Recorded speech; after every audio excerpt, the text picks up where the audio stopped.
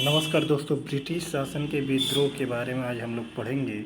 चलिए, प्रमुख विद्रोह। जिन देशों में ब्रिटिश शासन का विस्तार हुआ वहाँ लोगों द्वारा इसका विरोध किया गया। ब्रिटिश शासन के आरंभिक दिनों में भारत को निर्ममतापूर्वक लूटा गया।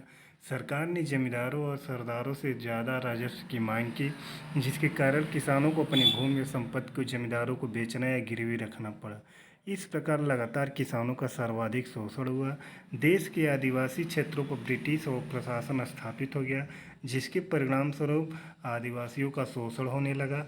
और 1765 में 1865 के बीच विभिन्न भागों में अनेक विद्रोह हुए, जिनमें से कुछ विद्रोह किसानों आदिवासियों ने किए तो पदच्युत शासक जमींदारों सरदारों के नेतृत्व में विद्रोह हुए। कंपनी की सेना के सिपाहियों ने बगावतें की। पहला प्रमुख विद्रोह अंग्रेजों की बंगाल विजय के तुरंत बाद हुआ। अगला है दोस्तों, आपको बता दिया जाए कि युद्धों के बीच प्रमुख आंदोलन एवं स्वतंत्रता पूर्वक लड़े गए।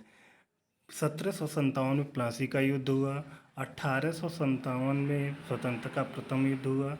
और अंग्रेज सिराजुद्दौला के बीच नागरिक विद्रोह में सन्यासी विद्रोह, अहोम विद्रोह, खासी विद्रोह, किसान आंदोलन, रंगपुर विद्रोह, फरायजी आंदोलन, बहावी आंदोलन, आदिवासी जनजाति आंदोलन, चुआर व विद्रोह, कोल विद्रोह, संथाल विद्रोह, सैनिक विद्रोह और अंग्रेजों के विरुद्ध युद्ध। अगला है सन्यासी विद्रोह। अब पार्ट वाइज हम लोग अच्छे से पढ़ेंगे।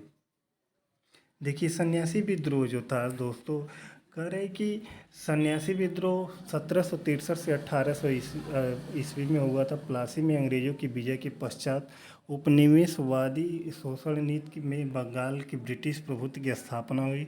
1760 ईस्वी में विरुद्ध सन्यासी विद्रोह आरंभ हुआ। सन्यासियों और फकीरों के नेतृत्व में प्रारंभ हुआ। विद्रोह पूर्वी भारत के अनेक क्षेत्रों में फैला।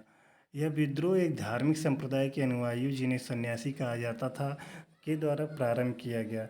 सरकार द्वारा तीर्थ यात्रा पर प्रतिबंध लगाने के सन्यासियों के विद्रोह को सरकार द्वारा विद्रोह को ये शंकराचार्य के अनुयायी गिरी संप्रदाय के थे। इनकी आक्रमण की पद्धति गुरिल्ला पद्धति पर आधारित थी। बहुत ही इम्पोर्टेंट है गुरिल्ला पद्धति दोस्तों। उसके बाद करें इस विद्रोह का सन्यासी विद्रोह बंगाल के गवर्नर वारेन हेस्टिंग थे, यानी ये भी इम्पोर्टेंट है। ये विद्रोह ईस्ट इंडिया कंपनी के माल गोदामों को लूटते थे। द्विज नारायण इस विद्रोह के प्रमुख नेता थे। कौन नेता थे? द्विज नारायण थे दोस्तों। बंगाल के उपन्यासकार बंकिम चंद्र चटर्जी ने अपने उपन्यास आनंद मठ का कथानक सन्यासी विद्रोह से लिया है। आदिवासियों के चलिए दोस्तों आगे देखते हैं। आदिवासियों के भी अनेकों विद्रोह जो थे, इनमें कुछ शक्तिशाली विद्रोह थे। मध्य राजस्थान एवं महाराष्ट्र के भीलो विद्रोह, बंगाल बिहार उड़ीसा के कोलो विद्रोह, बंगाल एवं उड़ीसा के गोंडो विद्रोह का विद्रोह, महाराष्ट्र के कोलियों का विद्रोह, बंगाल एवं बिहार के संथालों का विद्रोह। आनंद मठ यह एक उपन्यास है जिसका प्रकाशन 1882 ईस्वी में हुआ था। इसकी भाषा मूलतः बंगाली है। इसे स्वाधीनता संग्राम का जीवन वृत्त भी कहा जाता है। अभी तक इसमें 4 बार संशोधन हो चुका है। बंकिम चंद्र चटर्जी ने 1882 में आनंद मठ की रचना की, जिसमें हमारा राष्ट्रगीत वंदे मातरम लिखा।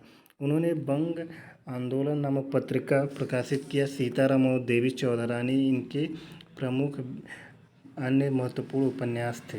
चुआर विद्रोह बहुत इंपॉर्टेंट है दोस्तों। 1766 से 1772 ईस्वी। 1766 में बंगाल और बिहार के 5 जिलों में चुआर विद्रोह का आरंभ शुरू हुआ। इस विद्रोह का कारण अकाल एवं बढ़ा हुआ भूमिकर था। फकीर विद्रोह 1766 से 1777 ईस्वी। बंगाल में 1766 से 1777 ईस्वी में फकीर विद्रोह आरंभ हुआ। यह घुमक्कड़ मुसलमान धार्मिक फकीरों का गुट था, जिसके नेता मजनू शाह ने 1776-1777 में अंग्रेजी शासन के विरुद्ध विद्रोह करते हुए जमींदारों किसानों से धन वसूल की। मजनू शाह की मृत्यु के बाद चिराग अली ने आंदोलन को नेतृत्व प्रदान किया। भवानी पाठक, देवी चौधरानी जैसे हिंदू नेताओं ने इस आंदोलन की सहायता की। पागलपंथी 1840 से 1850। पागलपंथी और धार्मिक संप्रदाय था जो भारत के पूर्वी भाग में सक्रिय था। ये सत्य, समानता, भाईचारे के सिद्धांतों के समर्थक थे। 1873 में पागलपंथी संप्रदाय के नेता करम शाह, उनके बाद टीपू ने जमींदारों के विरुद्ध काश्तकारों के समर्थन में विद्रोह कर जमींदारों के गढ़ों पर आक्रमण कर दिया। विद्रोह के समय टीपू इतना शक्तिशाली हो गया, उसने न्यायाधीश, मजिस्ट्रेट, जिलाधिकारी की नियुक्ति की। 1833 में विद्रोह को कुचल दिया गया।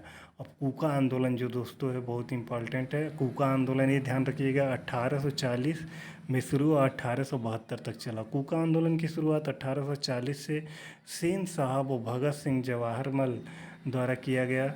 सेन साहब के अनुयायी बालक सिंह ने अपने अनुयायियों का एक दल गठित किया तथा उत्तर पश्चिम प्रांत के हजारा में अपना मुख्यालय बनाया। कूका आंदोलन का मुख्य उद्देश्य सामाजिक सुधारों में जाति और अंतर्जातीय विवाह पर लगे प्रतिबंधों को समाप्त करना, मांस और नशीली वस्तु का परित्याग करना शामिल था। 1860 ईस्वी में बालक सिंह की मृत्यु के पश्चात उनके शिष्य राम सिंह कूका के नेतृत्व में विद्रोह ने जोड़ पकड़ा। राम सिंह के अधीन कूकाओं का पहला विद्रोह 1869 में फिरोजपुर में हुआ। एक राजनीतिक विद्रोह था, अंग्रेजी राज को उखाड़ फेंकना इसका मूल लक्ष्य था। इसमें मद्य निषेध, गोमांस निषेध एवं पूजा विरुद्ध पुरुष महिलाओं के समानता पर बल दिया गया। भील विद्रोह 1818 से 1848। भीलों ने महाराष्ट्र में राजस्थान विद्रोह किया। 1822 में हिरिया में भीलों का नेतृत्व किया। 1825 में सेवाराम के नेतृत्व में भीलों ने पुनः विद्रोह किया। 1857 में भागोजी काजल और सिंह नामक भील नेताओं ने अंग्रेजों से लोहा लिया। अब 19वीं सदी के अंतिम 2 दशक में भील आंदोलन का नेतृत्व श्री गोविंद ने किया। इसमें 1833 से आदिवासी के सेवार संप सभा की स्थापना की, जिसके मध्य में भीलों का संगठन किया गया। मोतीलाल तेजावत को भील आदिवासियों के सर्वाधिक स्मरण किया जाता है। गड़करी विद्रोह 1844 यानी गड़करी विद्रोह मराठों के किलों के कार्यरत वंशानुगत कर्मचारियों द्वारा बढ़े भू राजस्व की वसूली के विरुद्ध किया गया। इसका प्रमुख केंद्र महाराष्ट्र के कोल्हापुर में था। संथाल विद्रोह सब पीईटी के अनुसार दोस्तों बहुत इंपॉर्टेंट। 1855 से 56 ईस्वी आदिवासियों के विरुद्ध संथाल का विद्रोह सबसे प्रभावी था। दामन एकों के नाम से ज्ञात भागलपुर राजमहल का एक भाग संथाल विद्रोह बाहुल क्षेत्र था। संथाल लोगों ने भूमिकर अधिकारियों के दुर्व्यापार, पुलिस के दमन, जमींदारों और साहूकारों की वसूली का विरोध किया। अगला चलते हैं कोल विद्रोह दोस्तों 1831 ईस्वी से 32 ईस्वी तक चला। छोटा नागपुर क्षेत्र में मुंडा, राव, मोहाली आदि जनजातियों निवास करती थी। इन्हें मैदानी लोग कोल कहते हैं।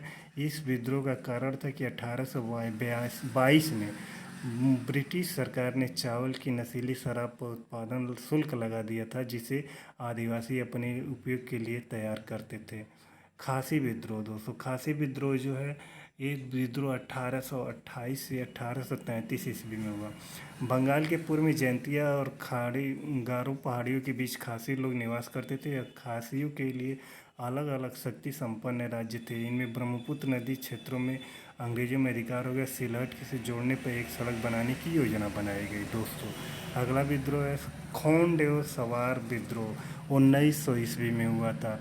उड़ीसा के निकट प्रदेश खोंडमाल क्षेत्र के आदिवासी खोंड कहे जाते थे तथा पारलिया खेमदी में आदिवासी सवार कहे जाते थे। इनके क्षेत्रों में से बाहर आकर लोग निरंतर बस रहे थे, जिसे इसमें असंतोष व्याप्त था। एक प्रकार से पृथ्वी पूजा का रूप था। 1846 में खोंडों ने चक्र बिसोई के नेतृत्व में विद्रोह किया। दोस्तों बहावी आंदोलन बहुत ही इंपॉर्टेंट है। 1820 से 70 ईस्वी तक चला। इस आंदोलन के प्रवर्तक अब्दुल साहब बहाब थे दोस्तों। और उसके बाद है मुंडा विद्रोह, उल्गुकान विद्रोह 1893 से 1900 ईस्वी। आदिवासी विद्रोह में सबसे प्रसिद्ध बिरसा मुंडा के नेतृत्व में आरंभ हुआ था। बिरसा मुंडा का जन्म 15 नवंबर 1875 को झारखंड की राजधानी रांची के उलियातू गांव में हुआ था। ठीक है दोस्तों, आगे चलते हैं हम लोग। बेल्लौर विद्रोह 1806 ईस्वी। कंपनी की फौज के सहपाठियों ने भी विद्रोह की। इसमें सबसे प्रमुख 1806 ईस्वी का बेल्लौर विद्रोह था। इस विद्रोह में 350 सिपाही, 177 अंग्रेज सैनिक मारे गए थे। दोस्तों आगे हम लोग चलते हैं। 1857 का विद्रोह पढ़ते हैं। 1857 इस विद्रोह का वास्तविक आरंभ 10 मई 1857 को मेरठ की तीसरी बंगाल लाइट कैवेलरी के सिपाहियों द्वारा किया गया था। ठीक है दोस्तों, 1857 के भारत का मैप है, इसको थोड़ा ध्यान से देख लीजिएगा, इसमें कहाँ पर कौन सा चीज़ है। और वीडियो को लाइक शेयर सब्सक्राइब जरूर कीजिएगा दोस्तों। धन्यवाद।